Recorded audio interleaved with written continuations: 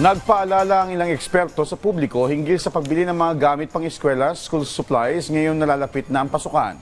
Ayon kay Ban Toxics Advocacy and Campaign Officer Tony Dizon, sa kanilang pag-iikot sa ilang pamilya ay nakita nilang may mataas sa kemikal ang ilang gamit ng mga estudyante gaya ng water tumbler at plastic containers. Babala ng Ban Toxics, masama sa kalusugan ang paglanghap sa anumang mataas na amoy na taglay ng isang gamit.